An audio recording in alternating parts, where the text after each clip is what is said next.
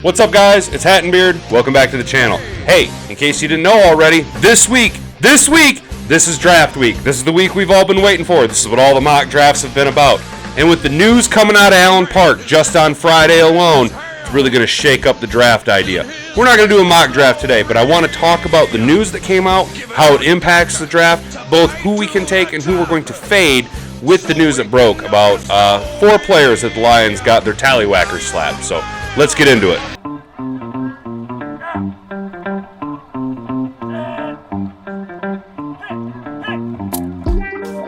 Welcome to Detroit.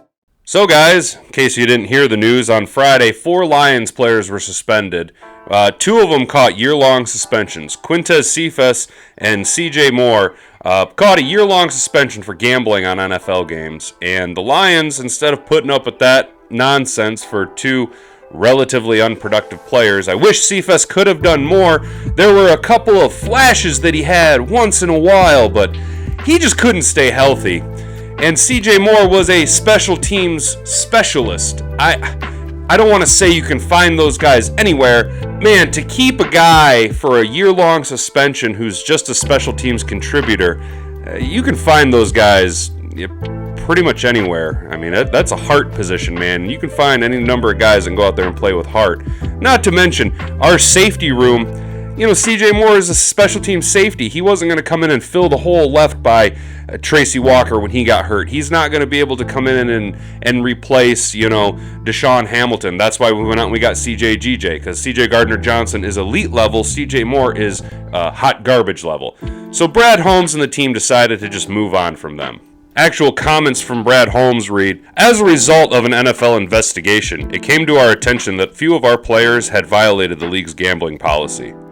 These players exhibited decision-making that is not consistent with our organizational values and violating league rules. We have made the decision to part ways with Quintez and CJ immediately. We are disappointed by the decision-making demonstrated by Stanley and Jameson, and will work with both players to ensure they understand the severity of these violations and have clarity on the league rules moving forward." So there were 4 players that were suspended. Quintez Cephas, CJ Moore both caught year-long suspensions, and as that comment read, they moved on from them. Stanley Berryhill was another player that was involved, and he's facing the same type of ramifications that J-Mo is facing, and that's what we need to talk about. We need to talk about Jameson Williams, because I've been hearing some grumblings, and I understand where they're coming from. People are starting to hang the bus title on J-Mo. I don't think that's accurate, but I understand where they're coming from. With this type of behavior, it goes against the culture that we're trying to build here in Detroit. I mean, let's be honest, fellas. J-Mo was a gamble, right? I mean, he's not your Amon-Ra type player as far as his mentality is concerned. He's the first-round pick. He went to Alabama. He is Mr. Flash. He's got a lot of athleticism, and he's been told how great he is his whole life. Never really faced much adversity outside of when he had to transfer from Ohio State to Alabama, because there was a massively talented wide receiver core in Ohio State, and somehow J-Mo was kind of getting the back end of that and getting bumped out. But his talent is undeniable. The flashes we seen last year, J-Mo has wheels. J-Mo can outrun anybody. And I don't want to hear the "can Goff get it to him" bullcrap. One pass he threw, one deep ball was a little underthrown, and I'm not gonna hold it against Goff. No, Jared Goff does not have Matthew Stafford arm strength. Jared Goff and J-Mo need to have more time together to understand each other's route running abilities and arm throwing abilities, so that they have more connectivity, more synchronicity with one another. And luckily for us, the suspension, J-Mo can still participate in OTAs. He can participate in training camp. He can even play in preseason games. He's just going to miss out the first 6 games of the regular season. Kind of like he did last year with injury, but he was gone for longer than 6 weeks, which is why we're trending into the bust waters. We're going to dip our toe in it real quick, because 1 catch for 43 yards and a touchdown. He missed the majority of the season last year. He's going to miss a third of the season this year, and that's not saying, is he going to be healthy when he comes back? Is he going to be 100%? Is he going to be in tune with everybody? Because we let DJ Shark go. He wanted $8 million a year. That's a little steep for Brad Holmes. I understand. But we let Shark walk and go to Carolina with the understanding that J-Mo was going to take that next step. And now you're missing out on a third of the season of that next step. Sure, Marvin Jones Jr. and Josh Reynolds can probably hold down the fort until then. But it's not about the productivity as much as it is about the mentality of the organization, what's going on in the locker room. We were all under the assumption that the culture had changed in Detroit, that things were now different, that this isn't the same old Lions. And I don't think that this is the same old Lions. I think this is a one-off. I think that J-Mo made a huge mistake. He didn't bet on NFL games, okay? I'm just going to say that. He didn't bet on NFL games, but he did break the rule. And it is a stupid rule. Don't misunderstand me. It's a stupid rule, and I don't think that he should catch this much flack for it. Unfortunately, because of the nature of the violation, he can't appeal it, which is a massive kick in the balls, man. My biggest fear with J-Mo is that he's going to maintain this hyper-talented ability, but he might make bad decisions.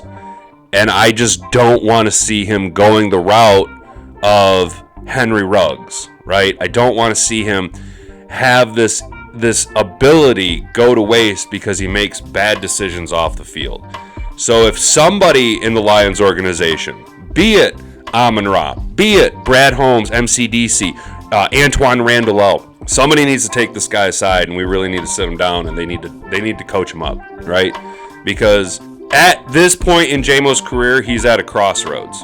He can either go the Henry Ruggs route, or he can correct it. He can get out of his head. He can start hanging out with the right guys. He can reverse this trajectory, because here in Detroit, we all know what he's capable of and what J-Mo's ceiling is. Unfortunately, in his limited appearances last season, we also seen what J-Mo's floor is. And those are two very, very wild differences between the variances, right? The space between the ceiling and the floor is so great that it's either boom or bust.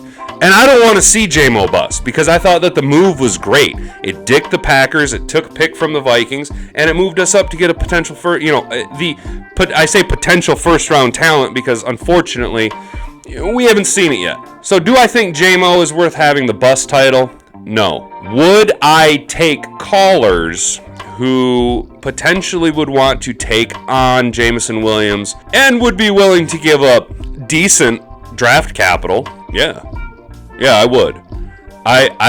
Look, I'm not saying it's going to be something great, and obviously the concept of getting a first-round pick out of a former first-round pick who has now established a little bit of issues both on the field and off the field. Look, if Baltimore came calling and wanted to give me a first-round pick, bet, dude, 100%. I'd send them J-Mo for a first-round pick all day, every day, because as you guys know, I am a massive fan of draft capital. I think this is a really deep draft at the wide receiver group. I think that if you can move out of 6, allocate more picks, maybe Quentin Johnston is the pick at 18 now, knowing that J-Mo's not going to be there, knowing that Marvin Jones Jr. is aging, knowing that Josh Reynolds isn't what he was 2 years ago. The argument could be made. Again, it seems we got to see how players shake out. Now, if you do trade away a J-Mo and you get a potential, first-round pick or even early second-round pick for him, there's a lot of talent. Maybe Jalen Hyatt slides. Do I think that's the right route to go? There's a huge difference between what I would do and is it the right route to go. Would I, Hattenbeard, take draft capital for J-Mo? I've already established that. Yes, 100%. Should the Lions do it? I don't think so. I don't think that's the right decision. I think that J-Mo can be corrected. I think this organization has the tools in its toolbox, both at the coaching staff and the player personnel that we've brought in over the past 2 years in this regime to change the organizational culture. I think the tools are already there. I think it can be accomplished. I think we can do it. I have a lot of faith in J-Mo and the organization. I'm just saying that I would entertain thoughts of listening to some draft capital. So what does the J-Mo news mean for the draft moving forward? Well, it means two things. Number one, we need to go get a wide receiver. We knew we were going to need to get a wide receiver, but guys like me were sitting there kind of going, hey, look, you know what? You can get an A.T. Perry or a Bryce Ford Wheaton later on in the rounds. Big fan of BFW. I'm a big fan of Bryce Ford Wheaton. He's massive. He's fast. Yeah, he has some drop issues, but you can coach up drop issues. Our wide receivers coach was a quarterback in college. I think we can coach up how to catch the ball. So it signifies that we're going to have to take a wide receiver. I don't want to say necessarily early. First round might be a little, again, it's going to see how things shake up. There's a lot of news coming out of Allen Park. I've heard rumors that we're going to try and package a deal to move up to 3 with Arizona to go after Will Anderson. That Will Anderson has the highest scores on all of our boards of any player in the Lions organization. They want Will Anderson. They need Will Anderson. I'd love Will Anderson. Would I want to trade up to 3 to get Will Anderson? Depends on what I got to auction away. Am I willing to auction away a ton of draft capital? Am I willing to give him 6 and 18? You're fucking crazy, man. You're crazy, man. You're just crazy. I'm not willing to do that. You must be sniffing glue, man. I think it's going to cost too much to move up to 3. I think we should sit tight at 6. The other thing to look at with the Jameson Williams news is, look, I think the Lions organization knew that he was a bit of a gamble. That his personality, his life off the field probably didn't translate exactly to what the Lions wanted. When you look at, Penei Sewell, Amon-Ra, Malcolm Rodriguez, Aiden Hutchinson, Kirby Joseph.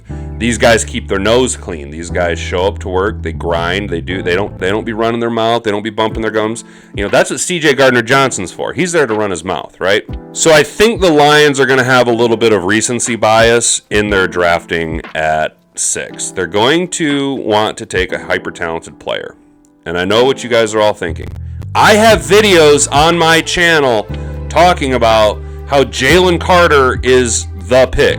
With the news coming out about Jalen Carter's off-the-field issues, the Lions have met with Carter. Some rumors have come out of Allen Park that they are completely off Jalen Carter. They're terrified of him. That the only way they take Jalen Carter is if he's available, and 3 people, MCDC, Brad Holmes, and Sheila Ford, all have to sign. It has to be a unanimous 3-headed approach to Jalen Carter, because I don't think that with the recent news of JMO, I think the Lions are going to completely fade any type of a head case player. I think, and I don't mean a head case like he's crazy. I just mean head case, and there's a lot of baggage involved. Okay, he could be a hyper talented individual, but can't keep his nose clean. Can't necessarily get him to produce all the time. I know it sounds silly, but he really does remind me a lot of Big Baby Shawn Rodgers, and I don't think I'm really wanting that on my organization, especially when there's plenty of players at that position that we can draft. Kalijah Cansey could be there at 18. You could look at the big defensive tackle out of Baylor. Even Brisset. I mean, there's plenty of players there. You don't need to go after Jalen Carter and continue to dismantle what you've already built up. The Jameson Williams situation, fix it. Focus on JMO. You don't want other players you got to have to fix. You don't want to have to try and fix JMO and Jalen, right? Just work with JMO. Make the smart, solid pick at 6, which we all know is trading out unless you really, really, really want to take a corner that early. Will Anderson won't fall to 6. Jalen Carter, hey man, if he's still there at 6 and you get the right package deal, you guys know what I want to do. You guys know what I want to do. I want to trade out of that spot, and I want to get all the draft capital. So let me know down in the comments what you guys think. What do you think about the JMO news? Should we move on from him? Should we look to trade him? Do you think he's a bust? Do you think he's trending down bust road? Or do you think that he can be salvaged and saved and correct the trajectory that he's going on? What do you think about Jalen Carter? What do you think we should do at 6? Let me know what you guys think down in the comments below, what you're looking forward to in this year's draft. It's coming right up. It's this week. I'm so excited, guys. This is one of my favorite times of year is the draft time. So I'm hype about it. Probably going to be cranking out some videos all week long because I don't have work this week because I took it off on vacation for the draft. Yeah, I took the draft off on vacation because I'm that guy. Like, share, subscribe to the channel. Look, if you made it this long, you're legit OG. So go ahead and comment down below. I'm thinking about live streaming my reaction to the draft, and I'm thinking about doing it on Rumble. Because in case you guys don't know, I also upload to Rumble, the free speech alternative to YouTube. And I'm trying to build a good community over there. I think Rumble is the next new thing. So go ahead and follow me over there on Rumble if you're already over there. If not, what are you doing here? Go over to Rumble, create an account, find me, same channel name, Hat and Beard. It's the exact same content. I dual upload, but I was thinking about uploading or streaming the first round of the draft, or my reaction to Rumble. So let me know what you guys think down below. It feels good to get making content again. I know I've been slacking here, fellers. There's just been a lot of stuff. popping off. But we're still here. We're still plugging away, and the draft's on Thursday. All right. Well, don't do anything I wouldn't do, and get out of here. Time to 23 Skidoo. Or should I say 69 Skidoo? She said that my pornos were boring.